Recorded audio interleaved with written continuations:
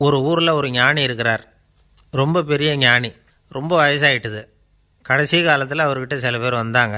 உங்கள் குரு யார் அப்படின்னு கேட்டாங்க. அவர் நிமிர்ந்து பார்த்தார்.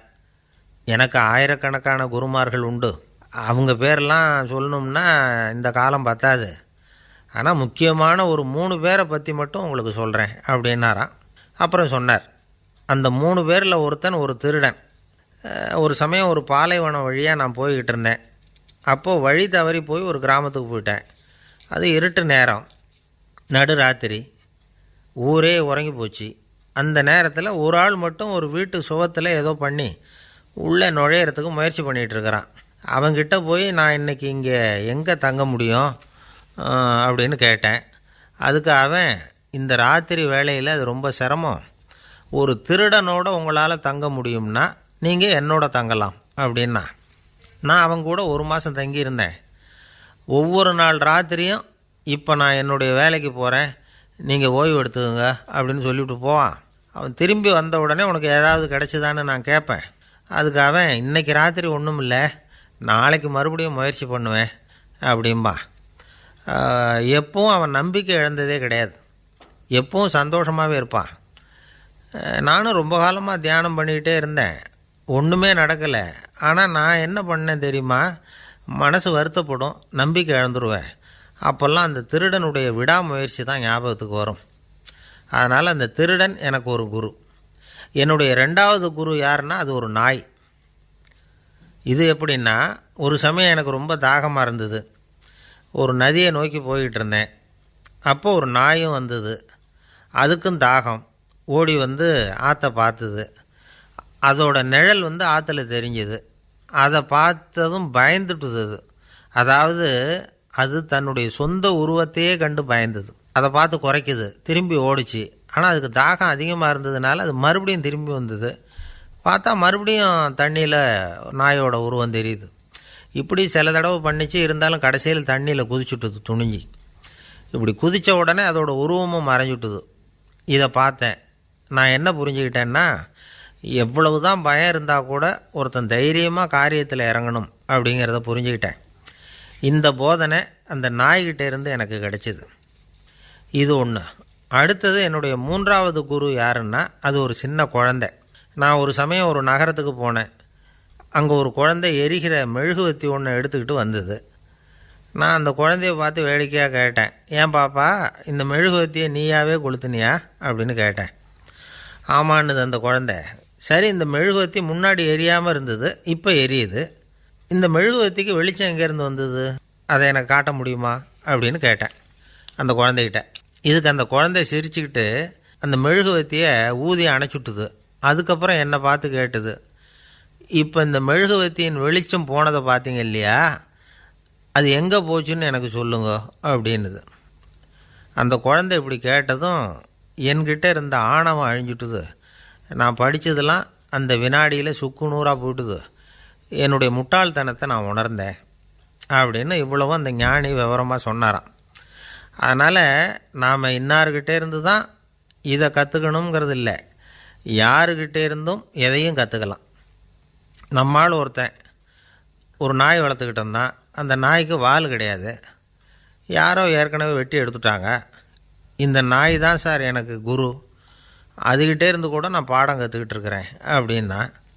அப்படி என்ன கற்றுக்கிட்டேன் இந்த வால் இல்லாத நாய்கிட்டே இருந்து அப்படின்னு கேட்டோம். நாம் யாருக்கிட்டேயும் வாலாட்டக்கூடாது அப்படிங்கிற பாடத்தை அதுக்கிட்டே இருந்து தான் நான் கற்றுக்கிட்டேன் அப்படின்னா. ஒரு பல்கலைக்கழகம், அங்கே ஒரு இலக்கிய பேராசிரியர், அவர் பாடம் நடத்திக்கிட்டு இருந்தார். ராபர்ட் ப்ரௌனிங் எழுதிய கவிதைகளை பற்றி சொல்லிகிட்டு இருக்கிறார். மாணவர்களும் ரொம்ப அக்கறையாக அதை கேட்டுக்கிட்டு இருக்கிறாங்க. ஒரு குறிப்பிட்ட கவிதையை பற்றி சொல்லும் பொழுது அந்த பேராசிரியருக்கே ஒரு சந்தேகம். அதாவது அந்த கவிதையின் சரியான அர்த்தம் என்னங்கிறதுல சந்தேகம். பேராசிரியர் யோசனை பண்ணார். அந்த கவிதையை முழுசாக புரிஞ்சிக்க முடியல. அதனால் மாணவர்களை பார்த்து சொன்னார், மாணவர்களே, ஒரு நாள் பொறுத்துங்க. இந்த கவிதையை எழுதின கவிஞர் எங்கள் வீட்டுக்கு பக்கத்தில் தான் இருக்கிறார். இன்றைக்கி சாயந்தரம் நான் அவரை நேரிலேயே போய் பார்க்குறேன். பார்த்து இதுக்கு என்னங்க அர்த்தம்னு கேட்டுக்கிட்டு வந்துவிடுறேன்.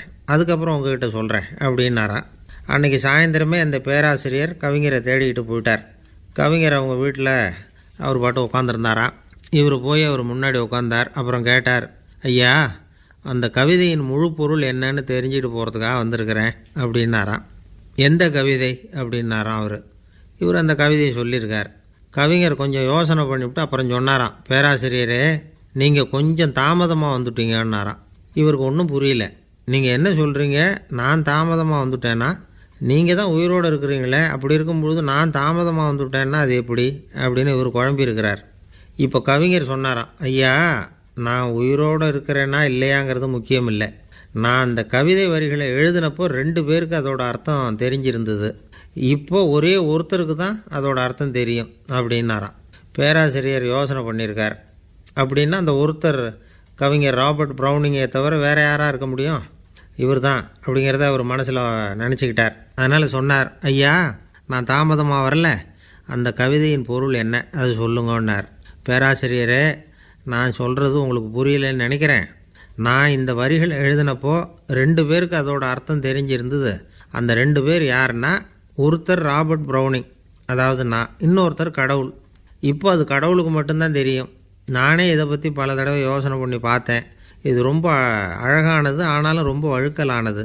அதை பிடிச்சிட்டோம்னு நினச்சிக்கிட்டு இருக்கும் பொழுதே காற்று மாதிரி அது உங்ககிட்ட இருந்து ஓடி போயிடுது. எனக்கு ரொம்பவும் வருத்தமாக தான் இருக்குது. நிச்சயமாக நான் தான் இந்த வரிகளை எழுதியிருக்கிறேன். அதில் அர்த்தம் இருக்குங்கிறது எனக்கு தெரியும், அதை நான் உணர்கிறேன். ஆனால் நீங்கள் என்னை மன்னிக்கணும். எனக்கே கூட அதை என்னால் விளக்க முடியல. அப்படி இருக்கும் பொழுது உங்களுக்கு எப்படி அதை நான் விளக்க முடியும் அப்படின்னாராம் அந்த கவிஞர். அனுபவிக்கப்படக்கூடிய எல்லாமே விளக்கப்படக்கூடிய ஒன்றல்ல, விளக்கப்படும் எல்லாமே அனுபவிக்கப்படக்கூடிய ஒன்றல்ல அப்படிங்கிறது ஞானிகளுடைய கருத்து. அதுக்காக தான் அந்த சம்பவம். வாழ்க்கையில் நீங்கள் தொடர்ந்து ஆய்வு செய்து கொண்டே இருக்கக்கூடிய விளக்கங்களை ஒருபோதும் அடைய முடியாத பரிமாணங்கள் இருக்கிறதுனால தான் அது அலுப்பு தட்டாமல் இருக்குது. உங்களால் நிறைய அனுபவிக்க முடியும், இருந்தாலும் நீங்கள் அனுபவித்து அறிந்த விஷயங்கள் கூட வார்த்தைகளால் விளக்கப்பட முடிவதில்லை அப்படிங்கிறது பெரியோர் சிந்தனை. இதெல்லாம் ஒரு பக்கம் இருக்கட்டும். நமக்கு தெரிஞ்ச பேராசிரியர் ஒருத்தர் 1 மணி நேரம் ரொம்ப விவரமாக வகுப்பு எடுத்தார். கடைசியாக சொன்னார், மாணவர்களே, ரொம்பவும் எளிமையாக விளக்கமாக எல்லா விவரமும் சொல்லியிருக்கிறேன். அதனால் இதில் உங்களுக்கு சந்தேகம் வர்றதுக்கு வாய்ப்பே இல்லை. இருந்தாலும் கேட்க வேண்டிய கடமை கேட்குறேன். இது வரைக்கும் நடத்தினதில் யாருக்காவது ஏதாவது சந்தேகம் உண்டா அப்படின்னு கேட்டாராம். எனக்கு ஒரே ஒரு சந்தேகம்தான் சார் அப்படின்னு எழுந்திரிச்சு நிற்கிறான் ஒருத்தன். என்னன்னு கேட்டாராம். இது வரைக்கும் நீங்கள் என்ன பாடம் சார் நடத்துனீங்க அப்படின்னானான் அவன். ஒரு தந்தை தன்னோட பிள்ளைய ரொம்ப தைரியசாலியாக வளர்க்கணும்னு ஆசைப்பட்டார். அதுக்காக அவனை கூப்பிட்டு உட்கார வச்சு இப்படி உபதேசம் பண்ணார். இதை பாருப்பா, நான் உன்னாட்டம் இருக்கிறப்போலாம் எதுக்கும் பயப்பட மாட்டேன், ரொம்ப துணிச்சலாக இருப்பேன். ஒரு நாள் ஒரு அப்பாவி எலிய ஒரு பூனை துரத்திட்டு ஓடிச்சு. நான் உடனே என்ன செஞ்சேன் தெரியுமா? அந்த பூனையை பிடிச்சேன், அது வாலில் ஒரு பட்டாசு சரத்தை கட்டினேன், கொளுத்தி விட்டேன், படபடன்னு வெடிக்க ஆரம்பிச்சுட்டுது. அது துள்ளிக்கிட்டு அங்கேயும் இங்கேயும் ஓடி இருக்கு பாரு ஓட்டம், ரொம்ப தமாஷு அப்படின்னார் அப்பா. இப்படி சொல்லிவிட்டு பையனை பார்த்து, இதை கேட்குறதுக்கு உனக்கும் துணிச்சல் வருதா? நான் என்னுடைய செயலை நீ கேட்குறப்போ உனக்கு துணிச்சல் வருதா அப்படின்னு கேட்டார். வருதுன்னா பையன். எப்படின்னா அப்படிங்கிற விவரத்தையும் சொன்னான் அவன். அதாவது எலியை விரட்டினத்துக்காக பூனை வாலில் பட்டாசு கொளுத்துனீங்க நீங்கள், பூனையை விரட்டினத்துக்காக உங்கள் கழுத்தில் பட்டாசு சரத்தை மாட்டினா என்னென்னு தோணுது எனக்கு அப்படின்னா பையன். பையனோட துணிச்சல் அப்பாவே நடுங்க வச்சுட்டுது. அது சரி, ஒரு அப்பா பிள்ளைக்கு இப்படியா உபதேசம் பண்ணுறது? எல்லாருக்கிட்டையும் அன்பாக பழகிறது எப்படி அப்படின்னு சொல்லி கொடுக்கணும். பிஞ்சு உள்ளங்களில் நஞ்சை தூவலாமா? ஒரு நாள் விநாயகர் ஒரு பூனையோடு விளையாடிக்கிட்டு இருந்தாராம். அப்படி ஆசையாக விளையாடிக்கிட்டு இருந்தப்போ அவரோட கை நகம் தவறுதெல்லாம் பூனையோட முகத்தில் பட்டுட்டு தான். அது ஒரு சின்ன கீரெல்லாம் உண்டாகி விட்டுது. அப்பா அவர் அதை ஒரு பெருசாக நினைக்கல. கொஞ்ச நேரத்துக்கு அப்புறம் விநாயகர் வீட்டுக்கு வந்தார். அவங்க அம்மா பார்வதி தேவியை பார்த்தார். பார்வதி தேவி கன்னத்தில் விரலால் கீறினது மாதிரி ஒரு அடையாளம் இருந்தது. விநாயகருக்கு அதிர்ச்சி, ஆச்சரியம். நம்ம அம்மா இந்த உலகத்துக்கே தாயார், அப்பேற்பட்ட அவங்க முகத்திலேயே கீறலை உண்டாக்கக்கூடியவங்க யாராக இருக்க முடியும் அப்படின்னு யோசனை பண்ணார். தாயே, உன்னுடைய கன்னத்தில் இந்த வடு எப்படிம்மா ஏற்பட்டதுன்னு கேட்டார். குழந்தாய், இது நீ செஞ்ச காரியம்தான்ப்பா, உன்னுடைய கை நகம் கீறினதுனால ஏற்பட்ட வடு தான் இது அப்படின்னாங்க அவங்க. விநாயகர் திடுக்கிட்டு போட்டார். எப்படிம்மா அது? நான் எந்த காலத்துலேயும் ஒன்று அப்படி கீறினதாக எனக்கு நினைவு இல்லையே அப்படின்னார். இன்னைக்கு காலையில் ஒரு பூனையை கீறினதை நீ மறந்துட்டியா அப்படின்னாங்க அந்த அம்மா. விநாயகர் திகைச்சு போய் நின்னார். பார்வதி தேவி சொன்னாங்க, இதை பார்ப்பா, இந்த உலகத்தில் இருக்கக்கூடிய எல்லா உயிர்கள்லேயும் நான் இருக்கிறேன். நான் தான் இந்த உலகமாக ஆகியிருக்கிறேன். ஆகையினால நீ யாரை துன்புறுத்தினாலும் அது உண்மையிலேயே என்ன துன்புறுத்தினதாக தான் வந்து முடியும் அப்படின்னாங்க. விநாயகர் மனசுக்குள்ளே ஒரு வெளிச்சம் ஏற்பட்டு தான். அதுக்கப்புறம் அவர் யாரையுமே கல்யாணம் பண்ணிக்காததுக்கு அதுதான் காரணமாக. இந்த உலகத்தில் எல்லாரையும், இங்கே இருக்கிற எல்லாத்தையும் தாயின் வடிவமாக அவர் பார்க்க ஆரம்பிச்சிட்டாராம். குருதேவர் ராமகிருஷ்ணர் இந்த கதையை எடுத்து சொல்லியிருக்கிறார். நபிகள் நாயகம் ஒரு தடவை ஒரு நாற்காலியில் உட்காந்து என்னமோ யோசனை பண்ணிகிட்டு இருந்திருக்கிறார். அப்போ அவரோட உடையில் ஒரு கீழ்ப்பகுதி தரையில் படிஞ்சு கிடந்திருக்குது. அங்கே விளையாடிக்கிட்டு இருந்த ஒரு பூனை அது மேலே வந்து படுத்து தூங்கி போச்சு. தொழுகை செய்ய வேண்டிய நேரம் வந்துட்டது. நபிகள் நாயகம் எழுந்திருக்க பார்த்தார். அப்போ தான் பூனை தன்னோட உடை மேலே படுத்து தூங்கிட்டு இருக்கிறது கண்ணில் படுது. பூனையோட தூக்கத்தை கலைக்க விரும்பல. அவர் தன்னுடைய சகோதரியை கூப்பிட்டார். ஒரு கத்திரிக்கோள் எடுத்துகிட்டு வர சொன்னார். பூனை படுத்திருந்த உடைப்பகுதி மட்டும் இருக்குல்ல, அதை மட்டும் அதோட கத்திரிச்சு விட்டுட்டு அதுக்கப்புறம் அவர் எழுந்திரிச்சு தொழுகைக்கு போனாராம். அதாவது பிற உயிர்கள்கிட்ட எப்படி அன்பு காட்டணுங்கிறத பெரியவங்க எவ்வளவோ விதத்தில் நமக்கு எடுத்து காட்டியிருக்கிறாங்க. இருந்தாலும் எத்தனை பேர் மனசில் அதெல்லாம் உரைச்சிருக்குது. நாமளும் நம்ம ட்ரெஸ்ஸு மேலே ஒரு பூனை படுத்திருந்தா ஒரு கத்திரிக்கோலை தான் தேடுவோம், எடுத்துகிட்டு வர சொல்லுவோம். துணியை வெட்டுறதுக்கு பதிலாக இல்லை அதோட வாழை வெட்டினா என்ன அப்படின்னு தோணும். ஒரு ஆள் ரொம்ப பிரியமாக ஒரு பூனையை ஆற்றுல குளிப்பாட்டிகிட்டு இருந்தானா. எப்படி? அந்த பூனையை ஆற்று தண்ணியில் அமுக்கி அமுக்கி குளிப்பாட்டிகிட்டு இருக்கிறான். அந்த வழியாக போன பெரியவர் ஒருத்தர் இதை பார்த்தார். இதை பார்ப்பா, பூனையை அது மாதிரி ஆற்று தண்ணியில் அமுக்கி குளிப்பாட்டாத, மூச்சு திணறி செத்து போடும் அப்படின்னு அட்வைஸ் பண்ணார். நீ போய் அவன் வேலையை பார்த்துக்கிட்டு, எனக்கு எல்லாம் தெரியும்னு இவன். சரின்னு அவர் போயிட்டார். கொஞ்ச நேரம் கழித்து அவரே அந்த வழியாக திரும்பி வந்துக்கிட்டு இருந்தார். ஆற்றுல பூனையை குளிப்பாட்டிக்கிட்டு இருந்தவன் அழுதுகிட்டு உட்காந்துருக்கிறான். பக்கத்தில் அந்த பூனை செத்து கிடக்குது. இதை பார்த்தார் பெரியவர். நான் தான் அப்போவே சொன்னேனே அந்த பூனையை ஆற்றுல நினைக்காதேன்னு, அதை கேட்டிருந்தா அப்படி ஆயிருக்குமா அப்படின்னார். அந்த ஆள் கோபமாக இவரை முறைச்சி பார்த்தான். அட போய்யா, இந்த பூனை ஆற்றுல குளித்ததுனால ஒன்றும் செத்து போகல, குளித்ததுக்கப்புறம் அதோட உடம்பு ஈரமாக இருக்குதுன்னு அதை புழிஞ்சேன், அதனால தான் இப்படி ஆயிட்டுது அப்படின்னானா. ஒரு காடு, நல்ல மரம்லாம் செழிச்சு இருந்தது. அப்படிப்பட்ட காட்டில் ஒரு சாது இருந்தார். அவர் எப்படின்னா எப்பவும் ஒரு மரத்தடியில் உட்காந்துருப்பார். ஏன்னா அவருடைய இருப்பிடமே அதுதான். அவர் என்ன பண்ணுவார், 3 கல் வச்சுருந்தார். செங்கல் மாதிரி இருக்கும், ஆனால் அதை விட கொஞ்சம் பெருசாக இருக்கும்.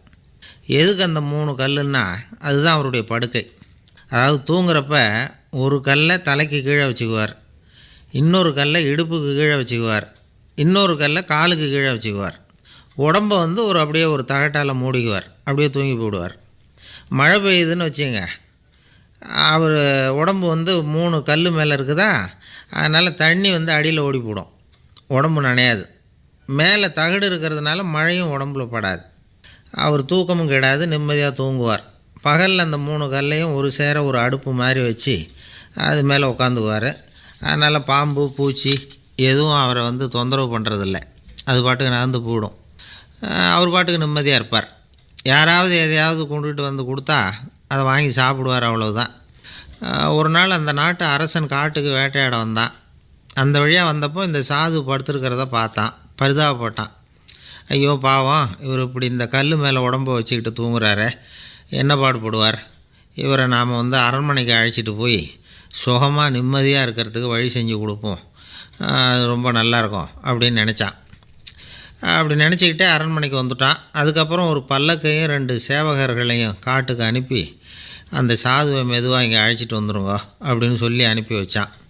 இவங்க போய் அவர்கிட்ட விவரத்தை சொன்னாங்க. எனக்கு என்னத்துக்கு அரண்மனை வாசம் அப்படின்னார். இருந்தாலும் மன்னர் உத்தரவு, நீங்கள் அவசியம் வரணும் அப்படின்னாங்க இவங்க. சரின்னு சொல்லிவிட்டு வேறு வழி இல்லாமல் புறப்பட்டார். புறப்படும் பொழுது என்ன பண்ணார்னா, மறக்காமல் அந்த 3 கல் ஒரு தகடு அதையும் எடுத்து பல்லக்கில் வச்சுக்கிட்டார். என்னத்துக்கு இதையெல்லாம் எடுத்து வைக்கிறாரு அப்படின்னு சொல்லி அவங்க யோசனை பண்ணாங்க. இருந்தாலும் அதை பற்றி ஒன்றும் கேட்கல. பேசாமல் அவரை அழைச்சிட்டு போய் அரண்மனையில் விட்டுட்டாங்க. அரசன் ஓடி வந்தான், வரவேற்றான், அறுசுவை உணவு படைத்தான். அவர் படுக்கிறதுக்கு தங்க கட்டில், பட்டு மெத்தை, இப்படி எல்லாம் ஏற்பாடு பண்ணி வச்சான். இங்கே படுத்து ஓய்வு எடுத்துங்க அப்படின்னு சொல்லிவிட்டு அவன் பாட்டு போயிட்டான். மறுநாள் காலையில் வந்து பார்க்குறான், சாது படுத்துருக்கிறார். எப்படி தெரியுமா? அந்த பட்டு மெத்த மேலே 3 கல்லையும் வச்சு வழக்கம் போலவே அது மேலே படுத்துருக்கிறார். அதுக்கு மேலே தகடு. அரசன் பார்த்துட்டு அதிர்ச்சி ஆகிட்டான். என்ன சுவாமி இப்படி அப்படின்னா, சாது சொன்னார், எனக்கு வந்து தேவையும் இல்லை குறையும் இல்லை, எல்லா இடத்துலையும் எனக்கு ஒரே மகிழ்ச்சி தான் அப்படின்னார். மகிழ்ச்சிங்கிறது தங்க கட்டிலேயோ பட்டு மெத்தையிலேயோ இல்லை, அது வந்து மனசில் இருக்கிற ஒரு விஷயம். உண்மையான மகிழ்ச்சிக்கு வழி வந்து மனப்பக்குவம் அப்படிங்கிறது அந்த அரசனுக்கு புரிஞ்சுதான். இந்த காலத்தில் ஒரு சாமியார், அவரை தேடி ஒரு சீடன் வந்தான். என்னாச்சு தெரியுமா? சுவாமி, எனக்கு நிம்மதி வேணும், அதுக்கு என்ன வழின்னு கேட்டான். சாமியார் நிமிர்ந்து பார்த்தார். அப்புறம் சொன்னார், நீ ஏகப்பட்ட பேர்கிட்ட கடன் வாங்கியிருக்கிற, அதையெல்லாம் திருப்பி கொடுத்தா தான் உனக்கு நிம்மதி கிடைக்கும்னார். இவனுக்கு ஆச்சரியம். அது எப்படி சாமி அவ்வளவு கரெக்டாக நான் கடன் வாங்கினதை கண்டுபிடிச்சிங்க அப்படின்னா, உனக்கு கடன் கொடுத்து சாமியாராக போனதே நான் தான்ப்பா, அதனால தான் இந்த கதிக்கு வந்தேன். என்கிட்டயே வந்து நிம்மதிக்கு வழி கேட்குறியே, அதுதான்டா வேதனை அப்படின்னாராம் அவர். ஒரு ஜென் துறவி, அவருக்கு ரொம்ப வயசாகிட்டுது, கடைசி காலம். நண்பர்களெல்லாம் கூப்பிட்டார். நண்பர்களே, நான் வந்து வித்தியாசமான முறையில் சாகணும்னு ஆசைப்பட்றேன், அதுக்கு ஏதாவது யோசனை சொல்லுங்களேன் அப்படின்னு கேட்டாராம். நண்பர்கள் சிரித்தாங்க. என்ன பேச்சு பேசுகிறீங்க? சாவறதுங்கிறது என்ன விளையாட்டு கத்தனமான காரியமா அப்படின்னு கேட்டிருக்காங்க. அந்த துறவி கொஞ்ச நேரம் யோசனை பண்ணார். அப்புறம் கேட்டாராம், இது வரைக்கும் யாராவது நடந்துக்கிட்டே இறந்துருக்குறாங்களா அப்படின்னாராம். எல்லாரும் இல்லைன்னாங்களாம். ஒருத்தர் மட்டும் சொல்லியிருக்கார், அப்படியும் ஒருத்தர் இறந்துருக்கிறதாக ஒரு கதையில் படிச்சிருக்கிறேன், ஒரு ஞானியால் தான் அப்படியெல்லாம் செய்ய முடியும் அப்படின்னு அவர் சொன்னாராம். சரி, அப்படின்னா அந்த முறை நமக்கு வேணாம், நின்றுக்கிட்டே யாராவது உயிரை விட்டுருக்காங்களா அப்படின்னு விசாரித்தாராம். அப்படியும் ஒருத்தர் இறந்துருக்கிறார் அப்படின்னாங்களாம். மறுபடியும் அந்த துறவி யோசனை பண்ணியிருக்கிறார். ஏதாவது வித்தியாசமான முறையில் நாம் வந்து போகணும் அப்படிங்கிறது அவருடைய விருப்பம். மனிதன் எப்படி வாழ்கிறானோ அப்படி இறப்பது தான் நல்லது. சரி, யாராவது தலைகீழாக வந்து யோகம் செய்யும் நிலையில் இறந்துருக்கிறாங்களா அப்படின்னு விசாரித்தாராம். நண்பர்கள் சிரித்தாங்க. தலைகீழாக நின்னபடி இறந்ததாக நாங்கள் கேள்விப்பட்டதே இல்லை, அது முடியாத காரியம் அப்படின்ட்டுருக்காங்க. இப்போ அந்த துறவிக்கு திடீர்னு உற்சாகம் வந்துட்டுது. உடனே எழுந்திரிச்சார், தலைகீழாக நின்னார், அப்படியே உயிரை விட்டுட்டார். அவ்வளோதான். அந்த மடாலயத்தில் ஒரே குழப்பம். எப்படி அவரை கீழே இறக்கி படுக்க வைக்கிறது அப்படின்னு புரியல. இப்படி உயிர் விடுறதை பற்றி அவங்க இது வரைக்கும் கேள்விப்பட்டதும் இல்லை. உண்மையிலேயே வந்து இவர் வந்து இறந்து தான் போனாராங்கிறதும் தெரியல. சோதித்து பார்த்தாங்க. இதய துடிப்பு, நாடி துடிப்பு எல்லாம் நின்று போயிருந்தது. இவர் எப்போவும் இப்படி தான், என்ன பண்ணுறது இப்போது அப்படின்னு சொல்லி எல்லோரும் குழம்பிக்கிட்டு இருக்கிற சமயத்தில் ஒரு பெரிய ஒரு யோசனை சொன்னார். இந்த துறவியோட மூத்த சகோதரி பக்கத்து மடாலயத்தில் இருக்கிறாங்க, அவங்கள இங்கே அழைச்சிட்டு வந்தால் ஏதாவது வழி கிடைக்கும் அப்படின்னார். அந்த அம்மாவுக்கு 90 வயசு. அழைச்சிட்டு வந்தாங்க. ஒரு குச்சியை ஊன்றிக்கிட்டு அப்படியே மெதுவாக நடந்து வந்தாங்க. வந்து, தம்பி, தலைகீழாக நின்று உயிர் விட்டு இறக்கிறத பார்த்தாங்க. தம்பின்னு கூப்பிட்டு பார்த்தாங்க, ஒன்றும் காணும். உடனே என்ன பண்ணாங்க, தன்னுடைய கைத்தடியால் தம்பியோட உடலை ஒரு தட்டு தட்டினாங்க. ஏப்பா, சாகிறப்பவும் உன்னுடைய குறும்புத்தனத்தை விடலையா? இப்படியாடா சாகிறது, ஒழுங்காக செத்து தொலை அப்படின்னாங்களாம். அவ்வளவுதான். உடனே அந்த துறவி திரும்பி நேராக நின்னார். அக்கா, கோவப்படாத, நான் ஒழுங்காக சாகிறேன், எப்படி செத்தா என்ன, எல்லாம் எனக்கு ஒன்று தான் அப்படின்னு சொல்லிவிட்டு அப்படியே தரையில் படுத்து உயிரை விட்டாராம். அதுக்கப்புறம் அந்த அம்மா கோலை வந்து கையில் எடுத்துக்கிட்டு அப்படியே திரும்பி கூட பார்க்காம அவங்க பாட்டுக்கு போயிட்டாங்களாம். மரணத்தை ஒரு விளையாட்டாக ஆக்கிய அந்த துறவிக்கு வாழ்க்கையே ஒரு விளையாட்டாக தான் இருந்திருக்குது. எந்த நோக்கமும் இல்லாமல் செயல்படுறதுன்னா என்னங்கிறதும் அவருக்கு தெரிஞ்சிருக்குது. பயனை எதிர்பார்க்காமல் பணி செய்து வாழ்ந்து மறைந்த மகான் அவர். தம்முடைய தொழிலை வந்து விளையாட்டு போல் செய்ய தெரிஞ்சவருக்கு வாழ்க்கையே ஒரு விளையாட்டாக மாறிடும். எல்லாமே விளையாட்டாகி விடுகிற போது மரணமும் விளையாட்டாகிவிடும் அப்படிங்கிறது தான் அந்த தத்துவம். ஆனால் அதுக்கு முன்னாடி உங்களுக்குள்ளே இருக்கிற உண்மையான நடிகனை வந்து நீங்கள் அடையாளம் கண்டுபிடிக்கணும். நீங்கள் நடிக்க வேண்டியதே இல்லை, நீங்கள் ஏற்கனவே நடிச்சுக்கிட்டு தான் இருக்கிறீங்க. நீங்கள் இந்த உண்மையை தெரிஞ்சுக்கணும், அவ்வளவுதான். இதுதான் ஞானிகளுடைய கருத்து. நீங்கள் தெருவில் நடந்து போயிட்டுருக்கிறீங்க, எதிரில் வர்றவர் உங்களை பார்த்து எப்படி இருக்கிறீங்கன்னு கேட்குறார். நல்லா இருக்கிறேங்கிறீங்க. உண்மையிலேயே நாம் நல்லா இருக்க மாட்டோம், ஏதாவது உடம்புல கோளாறு இருக்கும். ஆனால் அப்படி சொல்லுவோம், நல்லா இருக்கிறேன் அப்படின்னு. அது நடிப்பு தானே. உங்களை சந்தித்ததில் ரொம்ப மகிழ்ச்சி அப்படின்னு சொல்கிறோம், உடனே கொஞ்சம் நிதானமாக யோசிச்சு பாருங்கள், உண்மையிலேயே உங்கள் மனசு மகிழ்ச்சி அடைஞ்சுட்டுதா? அது நடிப்பு தானே. வாழ்க்கையை சரியாக புரிஞ்சுக்கிட்டால் எல்லாமே நடிப்புங்கிறது புரியும். கல்யாண பத்திரிக்கை அனுப்பியிருந்தேனே, ஏன்டா வரலன்னு கேட்டான் ஒருத்தன். வந்திருந்தேனே அப்படின்னானா இவன். டேய், ஏன்டா போய் சொல்கிற, நான் பத்திரிக்கையே உனக்கு அனுப்பலையே அப்படின்ட்டுருக்கான் அவன். அதுக்கு இவன் சொன்னானா, பத்திரிக்கை அனுப்புனேன்னு நீ போய் சொல்கிறப்போ கல்யாணத்துக்கு வந்தேன்னு நான் போய் சொல்லக்கூடாதா அப்படின்னானா. ஒரு ராஜா இருந்தார். நாடு பூராவும் நிறைய மரங்களை நட்டு வளர்க்கணுங்கிறது அவரோட ஆசை. தானே அதுக்கு முன்மாதிரியாக இருக்கணும்னு நினச்சார். அரண்மனையை சுற்றி மரங்களை நட்டு வளர்த்தார். இதை பார்த்துட்டு ஜனங்களும் அவங்கவுங்க வீட்டை சுற்றி மரக்கன்றுகளை நட்டு வளர்த்தாங்க. கொஞ்ச காலத்தில் ஊர் பூரா பசுமையாக மாறிச்சு. எல்லாருக்கும் சந்தோஷமாக இருந்தது. இது ஒரு பக்கம் இருக்கட்டும். இப்போ நான் சொல்ல போகிற கதை வேறு. அதாவது, அந்த ராஜா ஒரு நாள் தன்னுடைய அரண்மனையை சுற்றி இருக்கிற விதவிதமான மரங்களை எல்லாம் போய் பார்த்தார். எப்படி இருக்கிறீங்க அப்படின்னு ஒவ்வொரு மரத்துக்கிட்டையும் விசாரித்தாராம். எந்த மரமும் சந்தோஷமாக இருக்கிறதா தெரியல. அதுக்கும் மனசில் ஒரு குறை. முதல்ல ஆலமரத்துக்கிட்ட போனார். அது சொல்லிச்சு, மண்ணா, நான் நல்லா பெருசாக வளர்ந்துருக்கிறேன், அடர்த்தியாக இருக்கிறேன், கிளையெல்லாம் 4 பக்கமும் நல்லா படர்ந்து தான் இருக்குது, இருந்தாலும் எந்த பிரயோஜனமும் இருக்கிறதா தெரியல எனக்கு. என்னுடைய பழம்லாம் ரொம்ப சின்னதாக இருக்குது, என் கண்ணுக்கு சரியாக புலப்பட மாட்டேங்குது. நான் இருக்கிற சைஸுக்கு என்னுடைய கிளையில் இருக்கிற பழம்லாம் எவ்வளோ பெருசாக இருக்கணும், அது இத்தினூண்டு இருக்கிறது எனக்கு பெரிய அவமானமாக இருக்குது.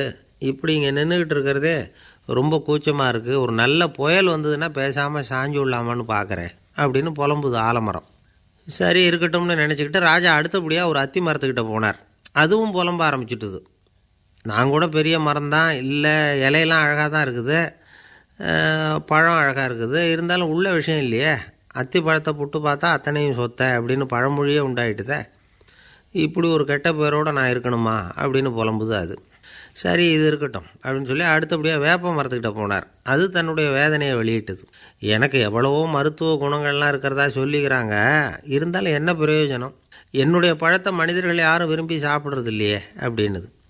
ராஜா அடுத்தாப்புல இருந்து ஒரு பனை மரத்துக்கிட்ட போனார். நான் நல்லா உயரமாக தான் வளர்ந்துருக்கிறேன், மற்ற மரங்கள்லாம் என்னை அண்ணாந்து தான் பார்க்கணும், இருந்தாலும் என்கிட்ட நிழலுக்காக யாரும் ஒதுங்கிறது இல்லையே அப்படின்னுது. என்ன இது, எல்லா மரமும் இப்படி திருப்தி இல்லாமல் இருந்துக்கிட்டு இருக்குதே அப்படின்னு நினச்சிக்கிட்டே ராஜா அடுத்தபடியாக அங்கே இருந்த ஒரு பைன் மரத்துக்கிட்ட போனார். அழகாக உயரமாக பசுமையாக தான் இருந்தது, ஆனால் பழமோ பூவோ கிடையாது. அதை நினச்சி அது வருத்தப்பட்டுக்கிட்டு இருக்குது.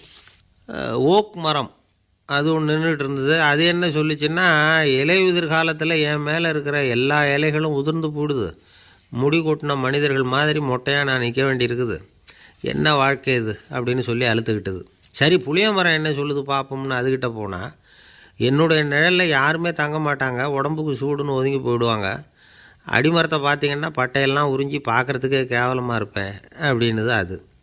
முருங்கை மரம் என்ன சொல்லிச்சு தெரியுமா, என்னுடைய இலை காயெல்லாம் சாப்பிட்றவங்களுக்கு சத்து கொடுக்கறது வாசம்தான், ஆனால் என் உடம்புல சத்தே கிடையாது, கொஞ்சம் வேகமாக காற்று அடிச்சதுன்னா முறிஞ்சி விழுந்துடுறேன், என்ன வாழ்க்கை இது அப்படின்னு சொல்லி அது வருத்தப்பட்டது. ராஜா யோசனை பண்ணார். என்ன இது, மரங்கள் பூமியின் வரங்கள்னு சொல்கிறோம், மழை பெய்யறதுக்கு அதுதான் காரணம், பூமி செழிப்பாக இருக்கிறதுக்கும் அதுதான் காரணம், வீடு கட்டுறதுக்கு மரம், நாற்காலி செய்ய உபயோகப்படுத்துறதுக்கும் அதுதான் உபயோகப்படுது, மனுஷனுக்கு வேண்டிய ஆகாரங்களையும் கொடுக்குது, இப்படிலாம் இருந்தும் எல்லா மரமும் நிம்மதி இல்லாமல் இருந்துக்கிட்டு இருக்குதே அப்படின்னு நினச்சார். அப்போது அங்கே இருந்த ஒரு மகிழ மரம் அவர் கண்ணில் பட்டுது. அந்த மரம் மட்டும் கொஞ்சம் நிம்மதியாக மகிழ்ச்சியாக இருக்கிறது மாதிரி தெரிஞ்சுது. உடனே ராஜா அதுக்கிட்ட போனார். உனக்கு மனசில் எதுவும் குறை இல்லையான்னு கேட்டார். இல்லை, நான் சந்தோஷமாக தான் இருக்கேன்னு தான் அந்த மகிழ மரம். அப்படியான்னு ஆச்சரியமாக கேட்டார் ராஜா. ஆமாம் மன்னா, இந்த இடத்துல நீங்கள் ஒரு முருங்கை மரத்தையோ வேப்ப மரத்தையோ கூட நட்டிருக்கலாம், ஆனால் இந்த இடத்துல நடுறதுக்கு என்ன தேர்ந்தெடுத்துருக்குறீங்க, அதுவே எனக்கு பெருமை, அதுவே எனக்கு திருப்தி அப்படின்னு தான் மகிழ மரம். மகிழ மரம் சாதாரணமாக தான் இருக்கும், இளம் மஞ்சள் நிறத்தில் பூக்கள், அது காய்ந்தும் மனம் வீசும். மகிழ மரம் மாதிரி மன திருப்தியோடு வாழறதுக்கு நாம் கற்றுக்கணுமா. நாம் இந்த உலகத்தில் ஒரு நாயாவோ நரியாவோ கூட பிறந்திருக்கலாம், மனுஷனாக பிறந்திருக்கிறோம், அதுவே பெருமை தானே. இந்த நிறைவு தான் மகிழ்ச்சியின் ரகசியம். ஒரு பையன் அப்பா கிட்ட போய், அப்பா நீங்கள் இந்த உலகத்தில் ஒரு மனுஷனாக பிறந்தது என்னோட அதிர்ஷ்டம் நானா. ஏண்டா அப்படி சொல்கிறேன்னு இருக்கார் அப்பா. நீங்கள் ஒரு கரடியாக பிறந்திருந்தா இந்நேரம் நானும் ஒரு கரடி குட்டியாக தானே இருந்திருப்பேன் அப்படின்னு நானா பையன். ஒரு ஊரில் ஒரு இளைஞன் இருந்தான். ஒரு நாள் அவன் ஒரு குருவை தேடிக்கிட்டு புறப்பட்டான். ஊரை விட்டு வெளியில் போனான். போகிற வழியில் ஒரு காடு, அந்த காட்டில் ஒரு மரத்தடியில் ஒரு பெரியவர் உட்காந்துருக்கிறார். அமைதியாக மௌனமாக அவர் அமர்ந்திருக்கிறார்.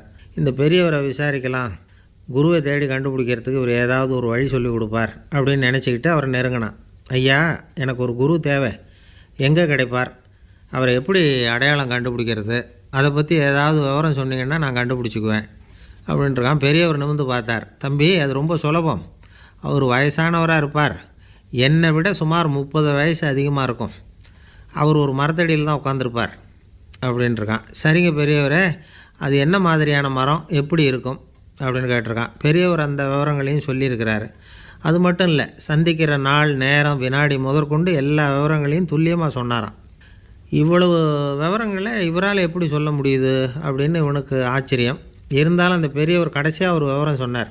அது என்ன தெரியுமா, எப்படியும் நீ அவரை சந்திக்கிறதுக்கு ஒரு 30 வருஷம் ஆகும் அப்படின்னு சொல்லிவிட்டாராம். ரொம்ப நன்றிங்க பெரியவரே அப்படின்னு சொல்லிவிட்டு அந்த இளைஞன் புறப்பட்டுருக்கான். இப்போ அவனுக்கு குரு பற்றின விவரம் எல்லாம் கிடச்சிட்டுது, சந்திக்கிற நேரமும் தெரிஞ்சுட்டுது. ஆனால் 30 வருஷம் அவரை தேடி அலைய வேண்டியிருக்குமே. அவன் தேட ஆரம்பித்தான். காடு மலை எல்லாம் சுற்றி அலைஞ்சான். பல வருஷங்கள் தேடினான், அழுத்து போயிட்டான். கடைசியில் அவனுக்கும் வயசாகிட்டுது. கடைசியில் தன்னுடைய சொந்த ஊருக்கே திரும்பி போய்கிட்டு இருந்தான். அங்கே ஒரு மரத்தடியில் அவன் தேடிக்கிட்டு இருந்த குருநாதர் கிடைச்சார். யார் அவருன்னா, 30 வருஷத்துக்கு முன்னாடி வழி சொல்லி கொடுத்தாரில்ல அதே பெரியவர். அவருக்கு இப்போ 30 வயசு அதிகமாக இருந்தது. அதே மரம், அன்னைக்கு பெரியவர் சொன்ன அடையாளம் இப்போ பொருத்தமாக இருந்தது. இப்போ அந்த பெரியவர் சொன்னார், சரியாக வந்து சேர்ந்துட்டேன், வா, உனக்காக தான் நான் இவ்வளவு காலமும் காத்துக்கிட்டு இருந்தேன் அப்படின்னாரான். என்ன சொல்கிறீங்கன்றிருக்கான். 30 வருஷத்துக்கு முன்னாடி என்கிட்ட வந்தியே, அப்போவே என் காலம் வந்து முடிஞ்சு போயிருந்தது. அப்போவே என்ன உனக்கு அடையாளம் தெரியல, அதனால் இவ்வளவு காலம் உனக்காக காத்துட்ருக்கும்படி ஆகிட்டுது அப்படின்னாராம். ஐயா, அப்போவே நீங்கள் சொல்லியிருக்கலாமே, இதுதான் 30 வருஷம் கழித்து நீ சந்திக்க போகிற இடம், நான் தான் உன்னுடைய குரு அப்படின்னு சொல்லியிருக்கலாமே அப்படின்ட்டுருக்கான். அந்த பெரியவர் சிரிச்சுக்கிட்டே இதுக்கு பதில் சொன்னாராம். நான் எவ்வளவோ விவரமாக தான் சொன்னேன், நீ சரியாக புரிஞ்சிக்கல. காரணம், அப்போது நீ போதுமான அளவுக்கு பக்குவம் பெற்றிருக்கவில்லை, அதனால் புரியும் சக்தி இல்லாமல் போயிட்டுதப்போ 30 ஆண்டு காலம் நீ அலைஞ்சி தெரிஞ்சிருக்கிற. அது காரணமாக இப்போ உனக்கு அந்த பக்குவம் வந்துட்டுது, அதனால தான் அடையாளம் காண முடிஞ்சுது, நானே உன்னுடைய குரு அப்படின்னாராம். இதிலேருந்து என்ன தெரியுதுன்னா, ஆன்மீகத்தில் மாணவனாக சேர்றதுக்கு கூட ஒரு பக்குவத்தன்மை தேவைப்படுது. ஒரு பெரிய ஞானி, அவர்கிட்ட சீடனாக இருக்க ஒருத்தன் வந்தான், எதிரில் நின்னான். ஞானி அவனை வெகு நேரம் உற்று பார்த்தார். அப்புறம் சொன்னார், சீடனாக இருக்கிறது ரொம்ப சிரமம்னார். நான் தயாராக இருக்கிறேன்னா. அது இன்னமும் சிரமமாச்சே, இங்கே வந்து குருவாக இருக்கிறது மட்டுமே சுலபம் அப்படின்னாராம். அப்படின்னா நான் குருவாகவே ஆகிடுறேன் அப்படின்னானா. இது போலவே இந்த காலத்தில் கதை ஒன்று உண்டு. ஒரு பள்ளிக்கூடத்தில் வகுப்பு ஆசிரியர் மாணவனை திட்டிக்கிட்டு இருந்தார். டேய், நீ 100க்கு 10 மார்க்கு தான் வாங்கிக்கிட்டு இருக்க, இவ்வளவு மோசமாக நீ படித்தா கடைசியில் மாடு மேய்க்கிறது கூட லாய்க்கு இல்லாதவனா ஆகிடுவேன், அதுக்கப்புறம் என்ன செய்ய போகிறேன் அப்படின்னாராம். பையன் தலையை சொரிஞ்சிக்கிட்டே சொன்னானா, சார் அப்படின்னா ஒன்று செய்கிறேன் அப்படின்னானா. இவர் கேட்டிருக்கார், என்ன செய்ய போகிறேன்னு. வேறு என்ன சார், உங்களை மாதிரி ஒரு ஆசிரியர் ஆகிடுறேன் அப்படின்னானா. ஒரு காடு, நல்ல மரம்லாம் செழிச்சு இருந்தது. அப்படிப்பட்ட காட்டில் ஒரு சாது இருந்தார். அவர் எப்படின்னா, எப்போவும் ஒரு மரத்தடியில் உட்காந்துருப்பார். ஏன்னா அவருடைய இருப்பிடமே அதுதான். அவர் என்ன பண்ணுவார், 3 கல் வச்சுருந்தார். செங்கல் மாதிரி இருக்கும், ஆனால் அதை விட கொஞ்சம் பெருசாக இருக்கும். எதுக்கு அந்த 3 கல்லுன்னா, அதுதான் அவருடைய படுக்கை. அதாவது தூங்குறப்ப ஒரு கல்லை தலைக்கு கீழே வச்சுக்குவார், இன்னொரு கல்லை இடுப்புக்கு கீழே வச்சுக்குவார், இன்னொரு கல்லை காலுக்கு கீழே வச்சுக்குவார். உடம்பை வந்து அப்படியே ஒரு தகட்டால் மூடிக்குவார், அப்படியே தூங்கி போடுவார். மழை பெய்யுதுன்னு வச்சுங்க, அவர் உடம்பு வந்து 3 கல் மேலே இருக்குதா, அதனால் தண்ணி வந்து அடியில் ஓடி போடும், உடம்பு நனையாது. மேலே தகடு இருக்கிறதுனால மழையும் உடம்புல படாது. அவர் தூக்கமும் கிடாது, நிம்மதியாக தூங்குவார். பகலில் அந்த 3 கல்லையும் ஒரு சேர ஒரு அடுப்பு மாதிரி வச்சு அது மேலே உட்காந்துக்குவார். அதனால் பாம்பு பூச்சி எதுவும் அவரை வந்து தொந்தரவு பண்ணுறதில்ல, அது பாட்டுக்கு நகர்ந்து போயிடும். அவர் பாட்டுக்கு நிம்மதியாக இருப்பார். யாராவது எதையாவது கொண்டுகிட்டு வந்து கொடுத்தா அதை வாங்கி சாப்பிடுவார், அவ்வளவுதான். ஒரு நாள் அந்த நாட்டு அரசன் காட்டுக்கு வேட்டையாட வந்தான். அந்த வழியாக வந்தப்போ இந்த சாது படுத்துருக்கிறத பார்த்தான், பரிதாபப்பட்டான். ஐயோ பாவம், இவர் இப்படி இந்த கல் மேலே உடம்பை வச்சுக்கிட்டு தூங்குறாரு, என்ன பாடுபடுவார், இவரை நாம் வந்து அரண்மனைக்கு அழைச்சிட்டு போய் சுகமாக நிம்மதியாக இருக்கிறதுக்கு வழி செஞ்சு கொடுப்போம், அது ரொம்ப நல்லாயிருக்கும் அப்படின்னு நினச்சான். அப்படி நினச்சிக்கிட்டே அரண்மனைக்கு வந்துட்டான். அதுக்கப்புறம் ஒரு பல்லக்கையும் 2 சேவகர்களையும் காட்டுக்கு அனுப்பி அந்த சாதுவை மெதுவாக இங்கே அழைச்சிட்டு வந்துருங்க அப்படின்னு சொல்லி அனுப்பி வச்சான். இவங்க போய் அவர்கிட்ட விவரத்தை சொன்னாங்க. எனக்கு என்னத்துக்கு அரண்மனை வாசம் அப்படின்னார். இருந்தாலும் மன்னர் உத்தரவு, நீங்கள் அவசியம் வரணும் அப்படின்னாங்க இவங்க. சரின்னு சொல்லிவிட்டு வேறு வழி இல்லாமல் புறப்பட்டார். புறப்படும் பொழுது என்ன பண்ணார்னா, மறக்காமல் அந்த 3 கல், ஒரு தகடு அதையும் எடுத்து பல்லக்கில் வச்சுக்கிட்டார்.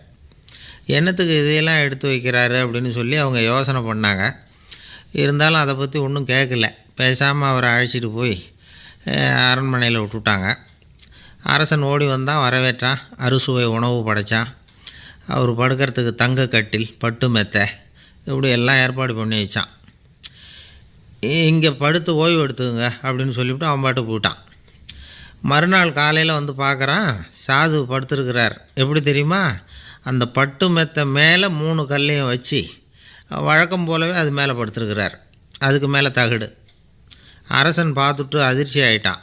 என்ன சுவாமி இப்படி அப்படின்னா, சாது சொன்னார், எனக்கு தேவையும் இல்லை குறையும் இல்லை, எல்லா இடத்துலையும் எனக்கு ஒரே மகிழ்ச்சி தான் அப்படின்னார்.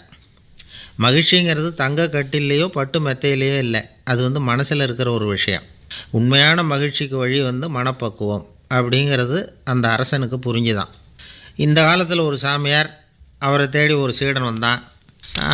என்னாச்சு தெரியுமா? சுவாமி, எனக்கு நிம்மதி வேணும், அதுக்கு என்ன வழின்னு கேட்டான். சாமியார் நிமிர்ந்து பார்த்தார். அப்புறம் சொன்னார், நீ ஏகப்பட்ட பேர்கிட்ட கடன் வாங்கியிருக்கிற, அதையெல்லாம் திருப்பி கொடுத்தா தான் உனக்கு நிம்மதி கிடைக்கும்னார். இவனுக்கு ஆச்சரியம். அது எப்படி சாமி, அவ்வளவு கரெக்டாக நான் கடன் வாங்கினதை கண்டுபிடிச்சிங்க அப்படின்னா, உனக்கு கடன் கொடுத்து சாமியாராக போனதே நான் தான்ப்பா, அதனால தான் இந்த கதிக்கு வந்தேன். என்கிட்டயே நிம்மதிக்கு வழி கேட்குறிய, அதுதான்டா வேதனை அப்படின்னாராம் அவர்.